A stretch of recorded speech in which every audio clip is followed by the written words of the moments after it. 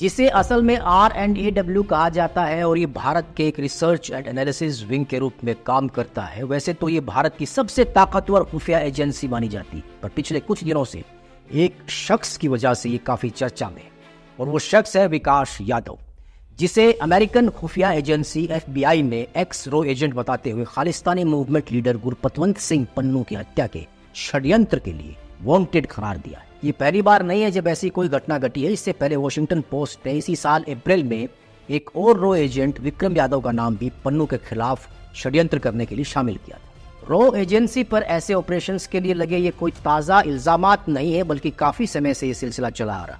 उदाहरण के लिए तभी 11 महीने पहले पाकिस्तान में एक एंटी इंडिया टेररिस्ट की किसी अनजान आदमी ने हत्या कर दी थी। इसमें रो का नाम सामने आया था। इसके बाद इसी तरह कुछ अनजान बंदूकधारियों ने कई ऐसे आतंकवादियों को जन्नत नसीब करवाई थी जो कि जैश-ए मोहम्मद, लश्कर तैयबा और हिजबुल मुजाहिदीन से मिले हुए थे। उधर कनाडा में खालिस्तानी सेपरेटिस्ट लीडर को जून के महीने में किसी अननोन बंदूकधारी ने मार गिराया था। इस तरह इन सारी हत्याओं का दोषी भारत की R&AW एजेंसी को बताया जा रहा है। अमेरिका, पाकिस्तान और कनाडा तीनों देशों में एक साथ भारत की इस खुफिया एजेंसी के खिलाफ डर का माहौल है और अब आलम कुछ ऐसा है कि दुनिया भारत की R&AW एजेंसी को इजराइल की खतरनाक खुफिया एजेंसी मोसाद से कंपेयर कर रही है। पर क्या आप जानते हैं कि भारत में मौजूद इस खुफिया एजेंसी की नींव भारत की आज़ादी के पहले ही रख दी गई।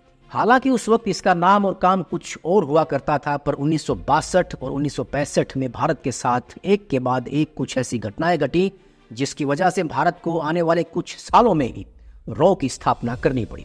आखिर क्या हुआ था 1960 के दशक में ऐसा जिसने भारत को अपनी सबसे ताकतवर खुफिया एजेंसी R&AW की स्थापना करने के लिए मजबूर कर दिया, और कैसे इस खुफिया एजेंसी की स्थापना भारत और भारत के लोगों के लिए एक वरदान साबित हुई, जानेंगे आज के इस वीडियो में। साथ ही रो के सीक्रेट ऑपरेशन से जुड़ी वो कुछ कहानियां भी सुनेंगे जिनको सुनकर आप भारतीय होने और रो के काम करने के तरीके पर गर्व करेंगे। तो चलिए बिना किसी देरी के साथ करते हैं शुरुआत।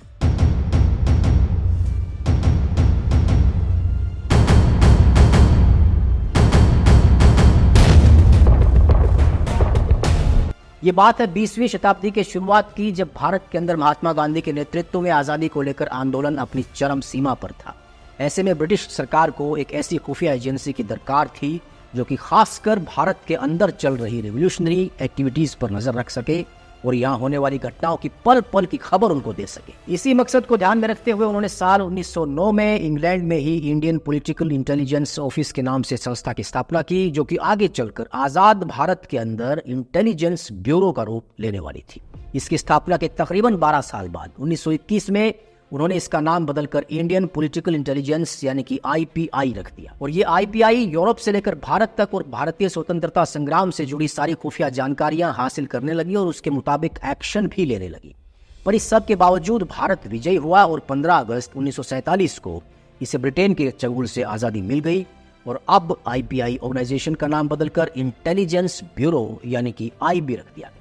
अब ये भारत के हित में होम मिनिस्ट्री के अंतर्गत काम करने लगी थी और आजाद भारत में IB के पहले डायरेक्टर के रूप में संजीव पिल्लई को कार्यभार सौंपा गया। अभी तक IBI का दायरा भारत की सीमा के अंदर ही सीमित था, यानी ये सिर्फ देश के अंदर की खुफिया जानकारी ही इकट्ठा कर सकती थी और इसको सीमा पार निकलने की अनुमति नहीं थी। ऊपर से समय के साथ यहाँ ह्यूमन रिसोर्सेज यानी HR की भी भारी कमी होने लगी, जिससे संजीव पिल्लई की परेशानी और बढ़ गई और वो किसी तरह इस संस्थान को चलाने पर विवश हो गए।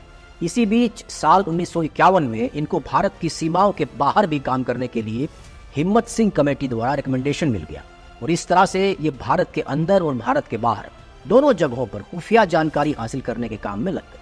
लेकिन फिर साल 1962 और 1965 में कुछ ऐसा हुआ जिससे IB पर संकट के बादल मंडराने लगे और इसका दायरा देश के बाहर से सीमित कर देश की सीमा रेखा के अंदर तक ही कर दिया गया।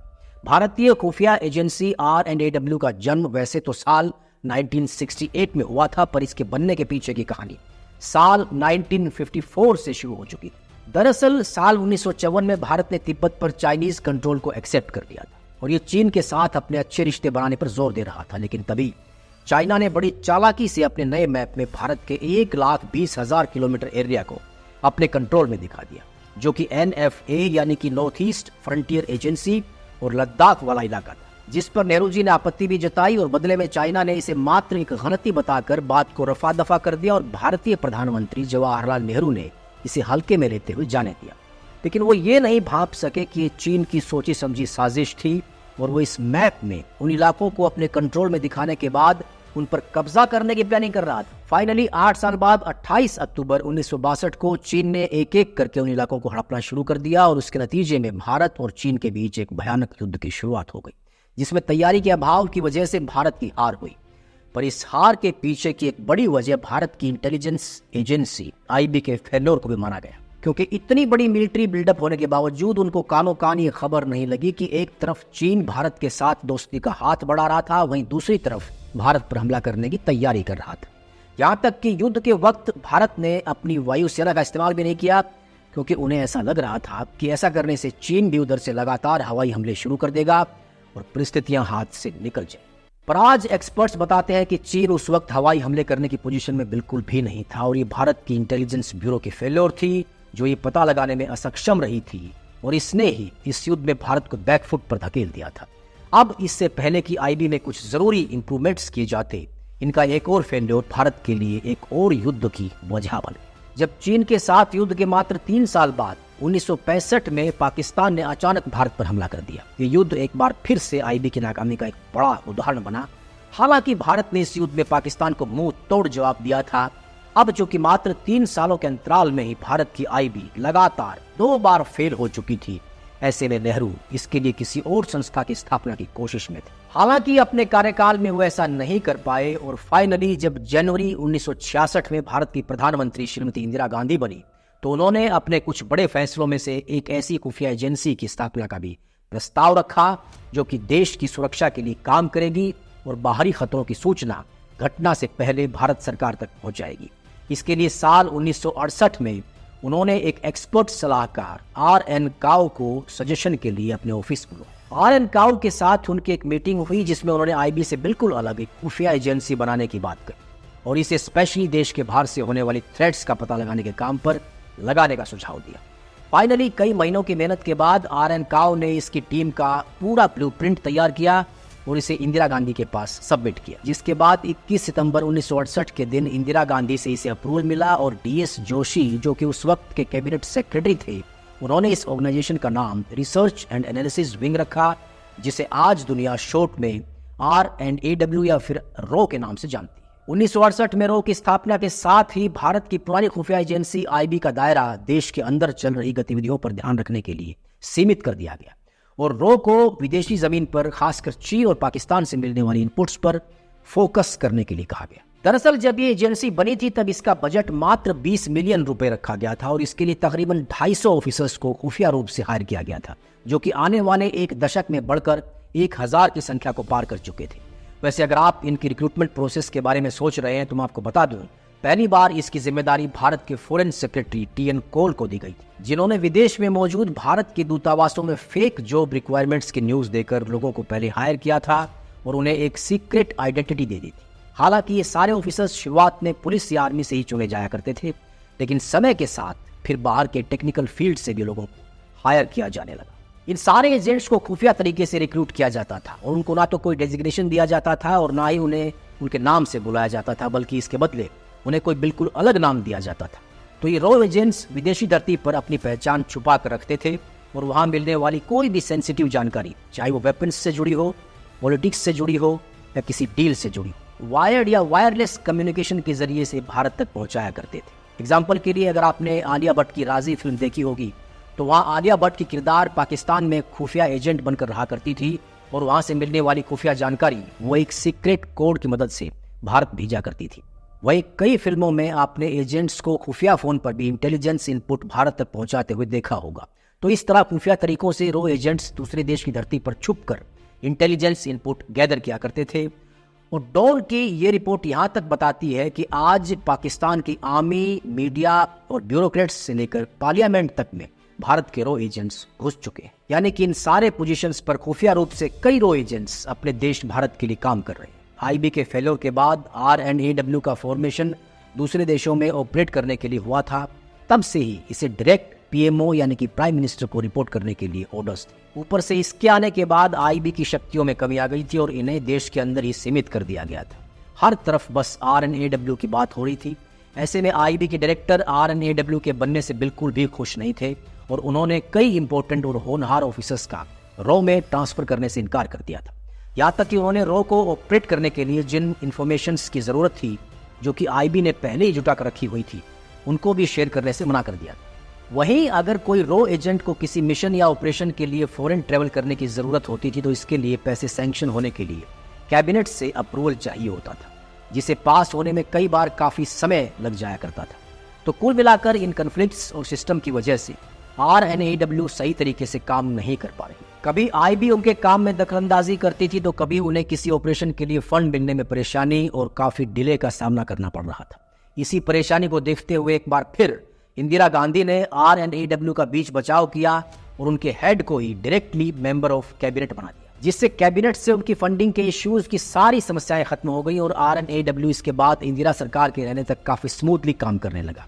फिर आता है 12 जून 1975 का दिन, जब इलाहाबाद कोर्ट 1971 में हुए इलेक्शंस को इलीगल करार देती है और इस मुद्दे को लेकर पूरा विपक्ष इंदिरा गांधी से इस्तीफे की मांग करने लगता है, जिसके बदले में 25 जून की रात इंदिरा गांधी पूरे देश में इमरजेंसी लगा देती है। भारतीय इतिहास का ये काला दौर 2 सालों तक चलता है और फिर 1977 में आपातकाल के हटते ही हुए चुनावों में मोरारजी देसाई की सरकार बनती।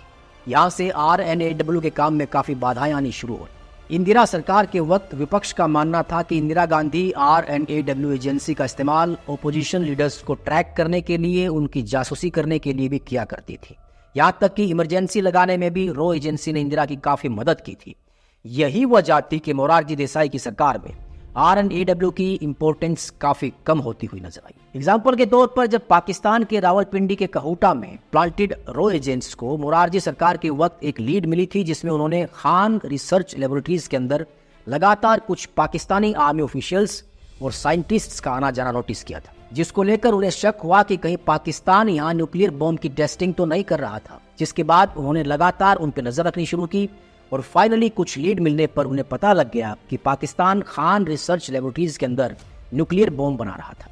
इसी के बाद RNAW को एक ऐसा शख्स मिला था जो कि पाकिस्तान की इस बॉम्ब की सारी ही ब्लूप्रिंट्स मात्र $10,000 में उन्हें देने को तैयार था। लेकिन जब RNAW ने भारत PMO से बात की तो PM देसाई ने ये पैसे देने से साफ इनकार कर दिया और रॉ को ये वजह बताई कि ये पाकिस्तान का निजी मामला है। यहाँ तक कि उल्टे उन्होंने पाकिस्तान के प्रेसिडेंट जिया उल हक को फोन कर ये बात बोल दी कि उन्हें उनके न्यूक्लियर टेस्टिंग प्रोग्राम के बारे में सब कुछ पता है और ये भी जानते हैं वो कि आखिर खान रिसर्च लेबोरेटरी में क्या हो। इसी के बाद पाकिस्तान ने भारत के RNAW एजेंट्स की मौजूदगी का पता लगाना शुरू किया और इसमें भारी संख्या में रॉ एजेंट्स शहीद हुए। लेकिन फिर जब 1980 में इंदिरा गांधी की सरकार वापस आती है तो RNAW के लिए चीज़ें ठीक होनी शुरू हो जाती हैं और अब आईबी ने भी उनके साथ मिलकर काम करना शुरू कर दिया था। दोस्तों, जैसा कि मैंने आपको पहले बताया था, RN काओ ही वो इंसान थे जिन्होंने RNAW का पूरा ब्लूप्रिंट तैयार किया था और आज उन्हें ही RNAW का फाउंडिंग फादर माना जाता है। दरअसल काओ का जन्म 10 मई 1918 को उत्तर प्रदेश के वाराणसी में एक कश्मीरी पंडित के घर हुआ था। बड़े होने पर उन्होंने इलाहाबाद यूनिवर्सिटी से लॉ की पढ़ाई की, पर इंडियन इंपीरियल पुलिस में 1940 में नौकरी के बाद उन्होंने अपनी लॉ की पढ़ाई बीच में ही छोड़ दी थी। इसके बाद भारतीय स्वतंत्रता दिवस के अवसर पर आईबी में उन्हें डेप्यूट कर दिया गया था, जिसके बाद वो प्रधानमंत्री जवाहरलाल नेहरू और कई VIPs के सिक्योरिटी इंचार्ज रहे। उनकी नेहरू फैमिली के साथ काफ़ी पहले से जान पहचान थी और खुद जवाहरलाल नेहरू उन्हें बहुत मानते थे। यही वजह रही कि RNAW के फॉर्मेशन के वक्त इंदिरा गांधी ने उन्हें ही याद किया था। दोस्तों, RNAW के फॉर्मेशन के बाद RN काओ यानी कि रामेश्वर नाथ काओ को इसका पहला सेक्रेटरी बनाया गया और वो 1977 में अपने रिटायरमेंट से पहले तक RNAW के सेक्रेटरी बने रहे। चाहे वो बांग्लादेश लिबरेशन वॉर का वक्त हो, सिक्किम का मर्जर हो या फिर 1971 का इंडो पाक वार, इन सभी में उन्होंने RNAW के माध्यम से एक महत्वपूर्ण भूमिका निभाई। भले ही आज वो इस दुनिया में नहीं रहे, पर आज भी लोग उनकी लेगेसी को याद करते हैं और उनकी याद में जॉइंट इंटेलिजेंस कमेटी के फॉर्मर चेयरमैन KN दारूवाला कहते हैं, पूरी दुनिया में खासकर एशिया में अफगानिस्तान, ईरान, चीन, आप नाम लीजिए, उनके संपर्क बेमिसाल थे। वो सिर्फ एक फोन कॉल से चीजों को बदल सकते थे। वो एक टीम लीडर थे जिन्होंने कुख्यात इंटर डिपार्टमेंटल और इंटर सर्विस राइवलरीज को दूर किया, जो कि भारत में आम बात है। तो ये कहानी थी भारतीय इंटेलिजेंस एजेंसी रॉ के फॉर्मेशन की उम्मीद है अब आप RNAW के वर्किंग और हायरिंग प्रोसेस को समझने के साथ साथ इसकी हिस्ट्री को जानने में कामयाब हो पाए हो। तो आज के लिए बस इतना ही। अगर वीडियो इन्फॉर्मेटिव लगी हो तो इसे लाइक करना ना भूलें, और अगर आप इसी तरह की और भी जानकारी भरी वीडियोस देखना चाहते हैं तो आपके अपने इस चैनल को ज़रूर सब्सक्राइब कर लें। जय हिंद।